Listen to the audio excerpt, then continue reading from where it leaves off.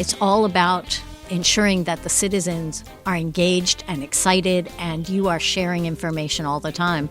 And then you end up with a success like that. It's great to hear about those stories. This is episode 329 of the Community Broadband Bits podcast from the Institute for Local Self-Reliance. I'm Lisa Gonzalez. Christopher is back from the 2018 Broadband Communities Economic Development Conference in Ontario, California.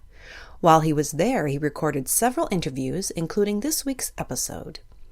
Deb Sosha from Next Century Cities is back on the podcast, and a first-time guest, Bob Knight from PR and marketing firm Harrison Edwards, joins in. The topic for today is political will. Deb, Bob, and Christopher discuss how political will, or the lack of it, is such a key element in communities considering publicly owned broadband infrastructure. Bob shares some sobering observations from his company, and the three talk about possible reasons for the challenges behind mustering political will to move beyond discussion to implementation. They also get into the ripple effects that are negatively impacting local communities. And they provide some pointers on what constituents can do to help their elected officials who need the political will to move forward. Now here's Christopher, Deb, and Bob discussing political will and community network projects. Welcome to another episode of the Community Broadband Bits podcast. This is Chris Mitchell from the Institute for Local Self-Reliance in Ontario, California at the Broadband Communities Economic Development Conference with another set of live interviews. We're going to talk today with Deb Sosha, the Executive Director of Next Century Cities, and past guests. Welcome back to the show, Deb. Wonderful to be here. Thanks, Chris. And we have a new guest that I've been wanting to have on for some time now. The one, the only, Bob Knight, not the basketball coach. Duck. Bob is a partner at Harrison Edwards. Bob, what is Harrison Edwards? So we're a strategic public relations firm, strategic communications firm, and digital marketing firm.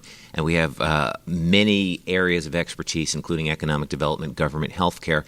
And we've been in the broadband space also for about 3 or 4 years now. And yeah, I was going to say, I see you at all of these events. You've been reading, hoovering up all the material you can find to think about these sorts of things. And certainly listening to the podcast. There is so much great information out there, and our team is really excited to be working with communities and some of our partners on some really interesting projects. We have the only dedicated broadband team in the U.S. in our space.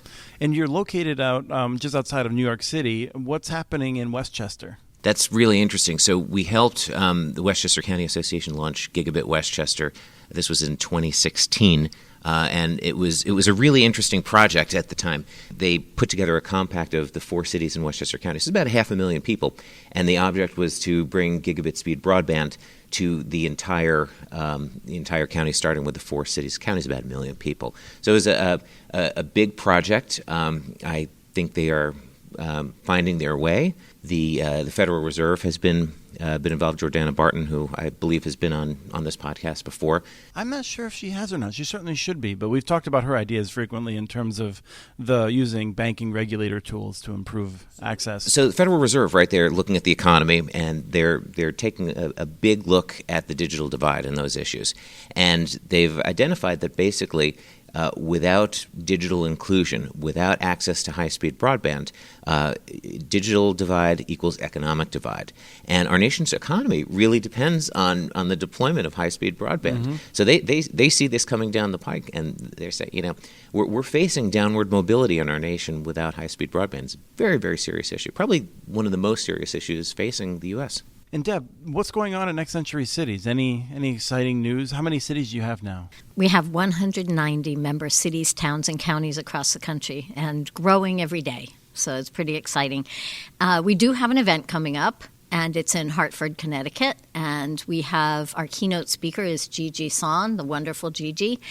And we've got several panels, a panel of mayors being moderated by State Senator Beth Bayh, and a panel on financing, a panel on successful models. So a lot of really interesting information that we can share with local leadership. Great. I'm looking forward to it. I'll be there. We're going to talk about political will today, something that, Deb, I know you have intimate experience with, and something that this actually was prompted by Bob after you gave a presentation on it at the recent Great Lakes Connect. So I'd like to start off by asking you, Bob, why is it important to build political will? And then we're going to come back to Deb to get some more examples. Sure. Just for background purposes, my business partner, Carolyn Mandelker, and I both have political backgrounds. She sits on a planning and zoning commission and used to run political campaigns in New York City, and I'm formerly an economic development official. So having worked and continue to work with government from the inside, we really have a keen understanding of what makes projects tick and why certain projects move forward and why other projects just lament for years and years. And at Great Lakes Connect, to the point that you made, it was really interesting. Sort of timing is everything in life. I had given a session on building political will and making the case for project funding that I was doing with Tom Kovrick from KeyBank. And the issue throughout the entire conference, it came up in every single session, was you have to have political will to be successful. Or, how do you build political will? We're hearing from a lot of people. The statistic is startling. 90% of broadband projects that have come about throughout the nation actually are not moving forward. Of community broadband projects. Community broadband projects are not moving forward. It's probably even closer to 95%. And there are several factors, but really the main reason is a lack of political will, a lack of community engagement. So we want to change that. And you would define that as where the city council takes the idea seriously, the mayor, maybe they form a subcommittee, something like that, but it doesn't go further than that. That's what you're talking about. Yes. What happens is that it fails at the polls. It fails. The project fails to get a council vote. And what we're seeing a lot of is when you look at who the project managers are at a municipal level, it's typically a chief information officer or a director of finance or a director of technology. By nature, and the word bureaucrat is not a bad word, but by nature, those appointed officials typically are a little more insular. And they're looking at budgets and project timelines, and they sort of work behind the scenes. That's what they do, versus an elected who's out in the community. So very often, the first time a project sort of sees the light of day, it's daylighted. It's like agenda item number 3 or 4 on a council meeting. And then all of a sudden, the public has its backup because these are not inexpensive projects. So the public, has some questions. The local reporter is sitting in the council meeting, if you still have a local reporter in your community. Let's hope. And all of a sudden, there's a reaction. And then the city council members become a little scared. And they say, well, let's study this further, or let's ask more questions. Mm-hmm. And we get on this wheel of delay, study, and projects are not moving forward. So, Deb, is this what you've seen as well? I mean, do you have or would you come at political will in a different way? I think political will is essential if you're going to be successful in any of these projects. But I think the thing that people forget to do is to make sure that they back up and they bring a lot of people on board with them, because there's a lot of power in numbers, right? So when you think about, for example, what happened in Charlotte with Charlotte Hart's Gigabit, which provided the elected officials with a lot of backing before they ever got to the council to deal with making change. In this case, to bring Google in. But think about Mayor Durrell from Lafayette, Louisiana, who did the same thing. He went to the people. He talked to folks. He got stories. He got backing. And then he got the project off the ground. And I feel like that's something that sometimes people forget. I think that was the same thing in Chattanooga. That when you talk to the mayor in Chattanooga, he is well-versed. He's got his talking points, and he's very supportive of the project, and he's supportive of the community. And I think there's a way to make that happen. Yeah, I think one of the reasons that I was excited when Bob suggested this as a topic is something that I've seen, and I'm curious to get both of your reactions to this. I don't want to pick on 2 Next Century Cities member cities, but in this case, I think it's illustrative. Palo Alto has had a successful dark fiber network for many years. We're talking 20 years.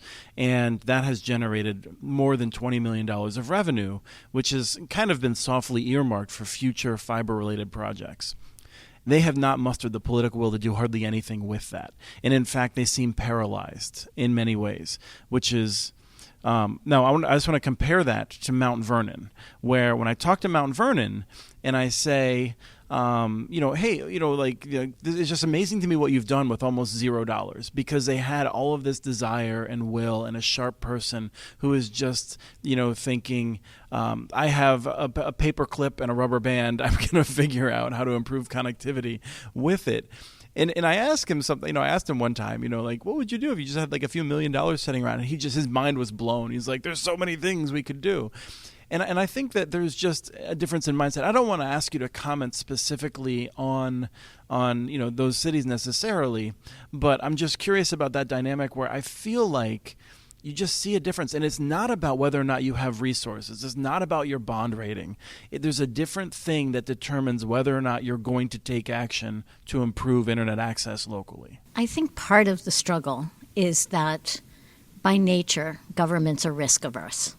And you do take a chance when you are putting forth a big project with a big dollar amount attached.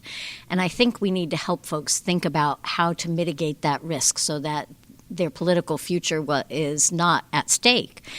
And I think that's been an issue for a lot of mayors.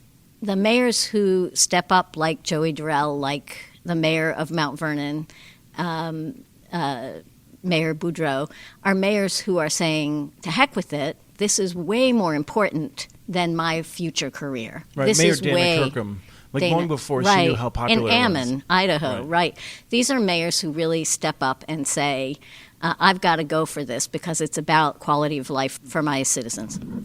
It's interesting. There's a real interesting dichotomy here when you look at government. How do we measure success? In the private sector, we measure success by showing results. In government, we measure success by following a process. And sometimes results don't have to be equated with that, just as long as you're following the process. So there is that inherent tension between the private sector and the public sector in are these broadband projects a success if they keep getting delayed and delayed and delayed further? I would venture to say no, but those internal in the workings of government would venture to say yes. Before you get to your next point, Bob, I want to just clarify something that I think we're on the same page on, which is that a community might say, no, this doesn't work for us, and that might be the right decision, right? None of us are suggesting that every city should be moving forward with a specific plan. I think what you are specifically talking about is cities that are basically refusing to make a decision. They're kicking the can down the road. Yes, right? That's right. Yeah, that's so right. I just want to make sure people are clear that we're not saying every city that has said this doesn't work for us. We're not saying that was the wrong decision. We're talking about the vast majority of those 90% and that figure that you cite are where they mostly have not made a decision. As an industry, we're really not operating with a sense of urgency.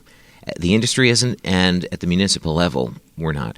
I sort of feel, and this is my own personal opinion, that the window of opportunity is closing for community broadband projects because the big incumbents, they're out there, they're lobbying in the state legislatures. Some of these bills are actually getting out of committee, and they're going to be just throwing small cells up wherever they want to. The FCC has been very friendly towards that, and so communities are basically we're still going to need the fiber for the backhaul for the small cells and for forthcoming 5G networks, but we're going to be going from a position of power and offense to one of defense, where we're going to be supporting the carriers' deployment plans rather than looking at what's going to be best for each community as a whole. What problems are we trying to solve in the community versus how do we support profits? Very, very different distinction. Now, I want to come back to your point in a second. Deb, I know you want to jump in, but I also wanted to note, I've been saying this for years, that I feel like the window is sort of closing, not in the sense that it will be closed in the way that I think you might be more afraid of,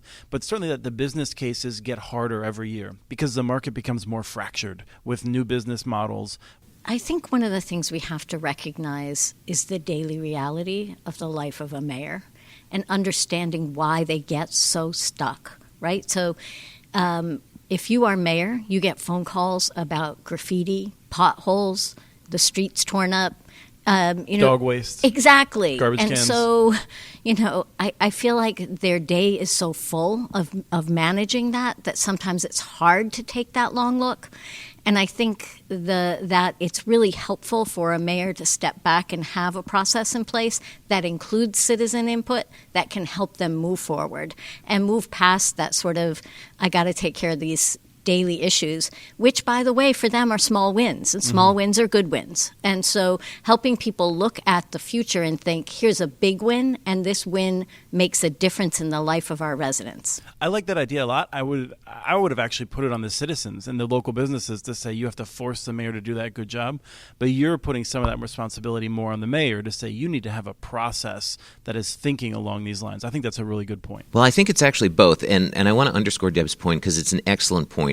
You know, when I was an economic development official, be sitting in our first selectman, which is like a mayor in office, and we're talking about attracting a significant company to the town, and I just remember this vividly. He had to get up, pick up the phone because Mrs. Jones was calling because one of the town snowplows took out her mailbox, and we had to fix it. And you're right, that those are very important. Those little victories politically. When we look at stakeholders. It is the role of the mayor to drive the process. It's the role of other champions in government to drive the process.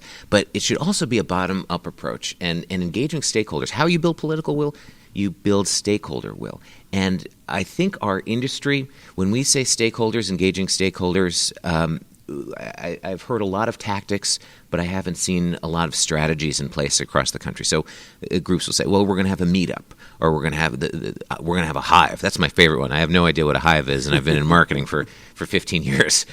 But all I know is, as someone allergic to bees, I'm staying away from it. But the reality is that we're really not engaging the entire community, and this should be an entire community project. We're typically speaking to young white guys in tech who may benefit from broadband initially, but we're not speaking to our seniors. Guess who goes out to council meetings? Guess who votes? It's our seniors. How are they going to benefit from the network? How are your anchor institutions going to benefit from the network? I'm giving a talk today on healthcare. Robust telehealth networks are critical to the profitability of hospitals, often the major employers in most communities. So really, think about the community as a whole and your strategy. And when you engage the community as a whole, you're making your project evergreen because elected officials change. We have elections. Appointed officials leave.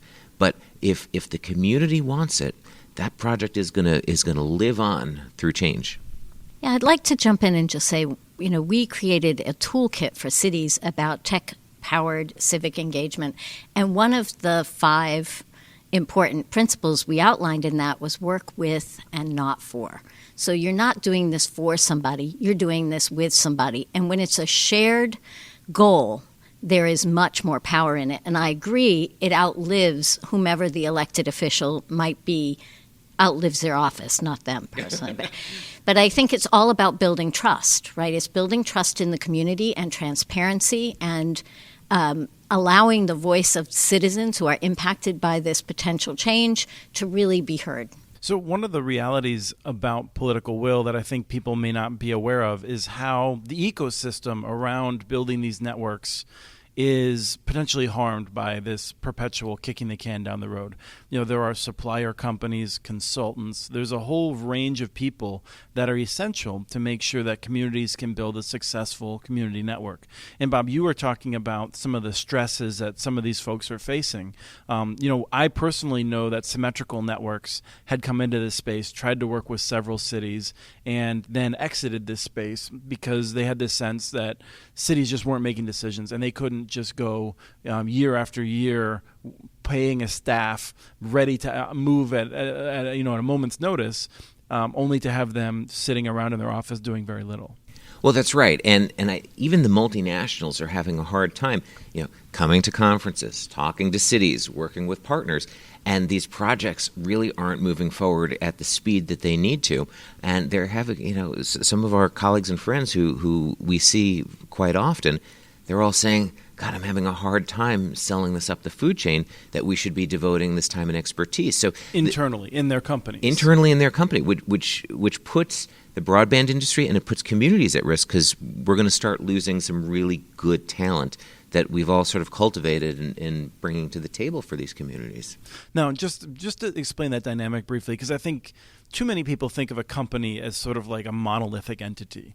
Why is it important to sell something up the food chain in a supplier company? In the private sector, we're always looking at P&L, profits and losses, and even nonprofit organizations have to make money. So if a company is going to invest in sending their people to conferences, there's travel costs associated, or to go out and meet with communities, again, travel costs associated in terms of new business development, they want to see some sort of return on that investment. It's the results, it's the ROI. And if it's not going to be profitable in the broadband industry, if projects are not going to move forward, these companies are going to say, well, maybe let's focus elsewhere in some of our other areas, in other product lines, and reassign talent. It's a very real threat, and I've been hearing it more and more from several of our partners and others. Okay. It's distressing, but I understand why it is. I mean, look, we're okay at Harrison Edwards. We have several practice verticals, and we're doing some business. We're working with communities across the nation. We're doing okay, and as an owner of a company, we have a long runway, and I can control that runway. But there are others who maybe in middle management or even fairly senior, who are having a harder case, and they have to answer to shareholders at the end of the day too.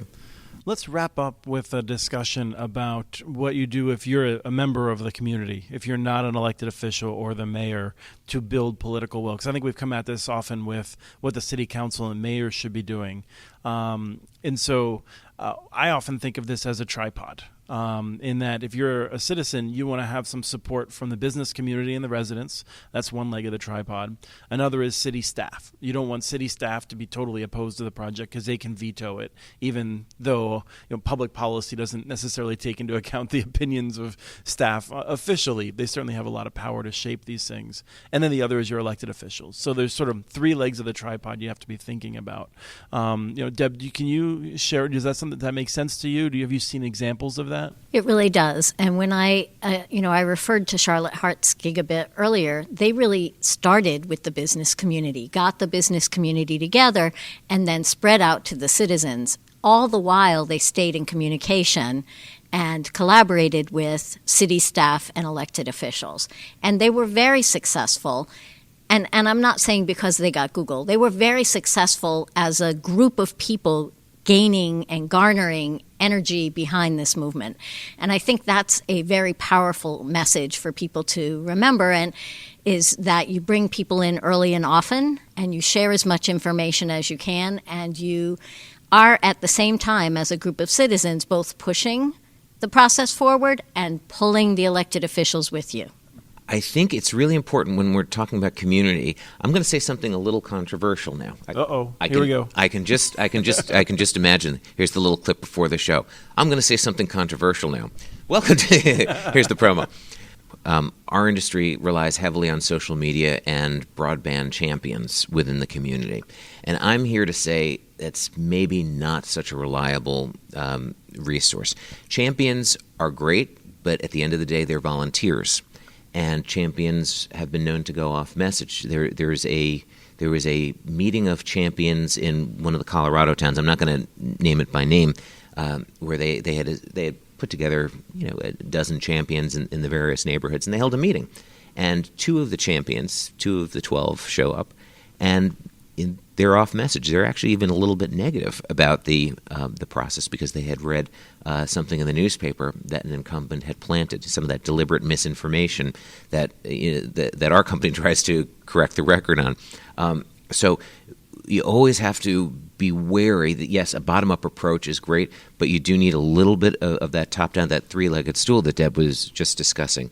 Proper community engagement leads to 3 things. Shorter project timelines, because the community is behind it, so therefore there's political coverage. There's less cost, because the projects don't drag out and further studies and more and then legal battles. And also stronger take rates, if the community is behind it, they're going to want, once people get broadband, boy, they sign up for it in a heartbeat. And that's really, really critical. Having the community there, man, these projects move forward. I think that's a really good spot to end. Deb, did you want to have any concluding comments? I'll just say that I think about some of the things we've heard here already at Broadband Communities in Ontario, and that's, Sandy, Oregon has a 68% take rate, right? I mean, that's because the community really cares and the community's really engaged. And Chattanooga, Tennessee announced their 100,000th customer. Again, it's all about ensuring that the citizens are engaged and excited and you are sharing information all the time. And then you end up with a success like that. It's great to hear about those stories. And Mr. Knight, would you like to finish up with a concluding comment? Well, it actually, in cases like that, it's great. Then you switch your campaign to managing expectations, right? You say this all the time, Deb. Government is great at building infrastructure, lousy at operating it. So what happens when you have 68% of the community or 100,000 subscribers? You need the infrastructure to set them up. You need the human resources. So there is that messaging. I wouldn't have said Deb said lousy. So Deb, why don't you respond? I would say they are great at building infrastructure. They've been doing it for years. They don't always want to manage it. And it is not always in their wheelhouse to manage it. And so I would say it that way. I wouldn't say they're lousy at it. The folks that choose to do it actually are really doing it quite well.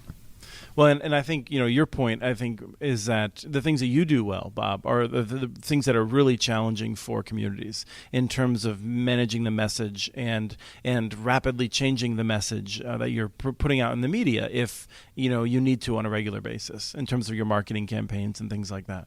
So we actually just launched a brand new website just for this. It's called prforbroadband.com, PR like public relations, prforbroadband.com. And it actually shows the process of building political will, building community engagement, and also, how we go about, helping to build higher take rates too. And really shows what sidelines these projects and really how to help communities become more successful. We want to turn that 90 to 95% number around, flip it on its head, and make sure all these community broadband projects are successful. Good. Well, thanks for your passion. Thanks for coming on to talk with us today. Can't be anything but passionate about broadband. Thanks for having us, Chris. That was Christopher with Deb Sosha and Bob Knight. They were discussing political will and community broadband network projects. We have transcripts for this and other podcasts available at muninetworks.org/broadbandbits. Email us at podcast@muninetworks.org with your ideas for the show. Follow Chris on Twitter. His handle is @CommunityNets. Follow muninetworks.org stories on Twitter. The handle is @muninetworks. Subscribe to this podcast and the other ILSR podcasts, Building Local Power and the Local Energy Rules podcast. You can access them wherever you get your podcasts. Don't miss out on our original research. Subscribe to our monthly newsletter at ilsr.org, and while you're there, take a moment to donate. Thanks to Arnie Huseby for the song Warm Duck Shuffle, licensed through Creative Commons, and thanks for listening to episode 329 of the Community Broadband Bits podcast.